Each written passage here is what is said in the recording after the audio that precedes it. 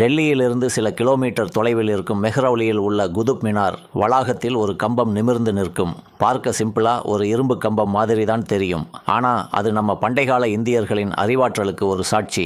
இது கிபி 4ஆம் நூற்றாண்டில், அதாவது 1600 வருடத்துக்கு முன்னாடி குப்த அரசன் 2ஆம் சந்திரகுப்தரால் பழைய உஜ்ஜயினியில் நிறுவப்பட்டு பின்னர் டெல்லிக்கு மாற்றப்பட்டது. 23 அடி உயரம், 6 டன் எடை உள்ள அந்த தூண்ல ஒரு துளி துருவு கூட இல்லைன்னா நம்புவீங்களா? இந்த கம்பம் இத்தனை வருஷமா காத்து மழை வெயில்னு தாங்கி நின்னாலும் ஒரு குண்டூசி முனை அளவு கூட துருவு பிடிக்கலைங்கிறது ஆச்சரியமான விஷயம் மட்டும் இல்ல, விஞ்ஞானிகளை வியக்க வைக்கிற ஒரு புதிர். அதை ஆராய்ந்து விஞ்ஞானிகள் கண்டுபிடித்தது தூணில் அதிக அளவு பாஸ்பரஸ், மிக குறைந்த அளவு சல்பர் மற்றும் மெக்னீசியம் உள்ளது என்பதுதான். அதனால ஒரு நுண்ணிய பாதுகாப்பு பட்டை பாசிவ் ஃபில்ம் கம்பத்தை சுற்றி உருவாகி துருப்பிடிப்பதை தடுக்குது.